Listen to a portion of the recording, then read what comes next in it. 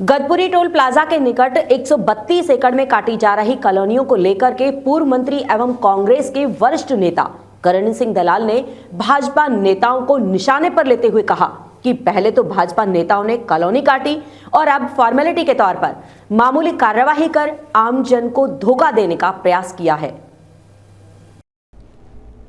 Gadpuri toll plaza के निकट काटी गई 132 एकड़ कॉलोनी को लेकर के एक और जहां मुख्यमंत्री मनोहर लाल ने संज्ञान लेते हुए कार्यवाही के आदेश दिए थे, वहीं दूसरी ओर पूर्व विधायक टेकचंद शर्मा ने भी इन कॉलोनियों को लेकर के डीटीपी को फटकार लगाई थी। पिछले एक हफ्ते से कॉलोनी मीडिया की सुर्खियों में थी, जिसको लेकर एक के बाद एक नेताओं के बयान भी जारी हो रहे थे।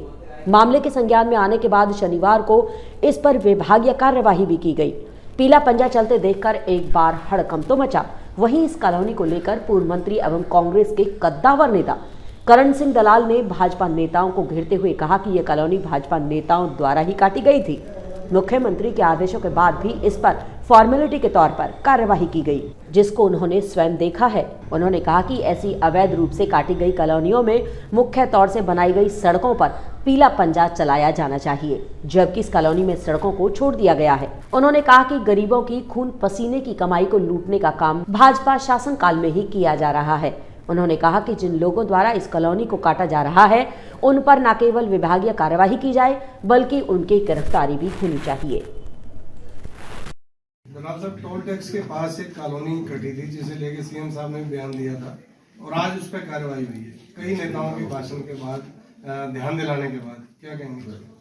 ये इस भाजपा का असली जो चेहरा है वो ये है, भाजपा के नेताओं ने वो कॉलोनी काटने का काम किया और जब पब्लिक का बहुत ज्यादा दबाव बना, हमने कई दफा प्रेस कॉन्फ्रेंस करके कहा, आप लोगों को भी कहा था कि गरीबों के घरों पर पीला पंजा चलने में देर नहीं लगाते। कहीं गरीब झोंपड़ी बनाते हैं, दुकान बनाते हैं, उन पर पीला पंजा जाते ही उनको गिराने का काम करता है। और ये 135 एकड़ में फरीदाबाद के भाजपा के जो सारे बड़े नेता हैं वो इसमें शामिल हैं और मैं अभी देखता हुआ आ रहा हूँ। अभी तो पूरा जो स्ट्रक्चर है उसको गिराया नहीं गया है, जो सड़कें बनाई हैं सड़कों को भी नहीं उखाड़ा गया, जबकि सड़क उखाड़ने का कानून है।